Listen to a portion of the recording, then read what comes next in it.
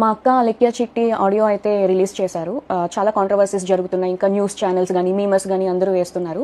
అసలు ఏం జరిగింది దాని మీద నేనైతే ఈరోజు మీకు అందరికీ క్లారిటీ ఇద్దాం అనుకుంటున్నా. అసలు ఒక ఆడపిల్ల ఉండి అంత దారుణంగా ఎలా తిట్టగలిగింది, ఎలా మాట్లాడుతుంది బూతులని చాలా మంది అంటున్నారు.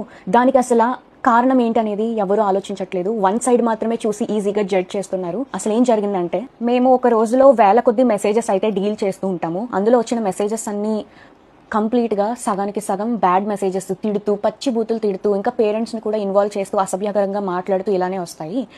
ఇలా వచ్చినప్పుడు మేము మాక్సిమం టైమ్స్లో బ్లాక్ చేస్తాము. బాగా ఫ్రస్ట్రేషన్ ఉండి బాగా ఇంకా చచ్చిపోయేలా తిట్టిన వాళ్ళని మాత్రమే అక్క ఏదైతే ఉందో తను రిప్లై ఇవ్వడం జరిగింది. కానీ ఇక్కడ జరిగిన మిస్టేక్ ఏంటంటే, ఒక పర్సన్కి తిట్టిన పర్సన్కి కాకుండా వేరే కింద చాట్ ఉంటే ఆ చాట్లో ప్రెస్ అయిపోయి బై మిస్టేక్గా అతనికి వెళ్ళిపోయింది. అది తను రియలైజ్ అయ్యే లోపే వెంటనే డిలీట్ కూడా చేసింది. ఆయన చూసి ఉండరు విని ఉండరు ఏమో అనుకుని ఇంకా మేము కూడా ఏం రెస్పాండ్ అవ్వలేదు. ఈలోపు ఆయన చూసి వేరే మీమర్స్కి కూడా పంపించేసి పబ్లిసిటీ న్యూస్ ఛానల్స్లో అన్ని జరగడం అయిపోయింది అనమాట. మస్తు షేడ్స్ ఉన్నాయరా నీలా. అబ్బో కమల్ హాసన్. అరే ఉప్పి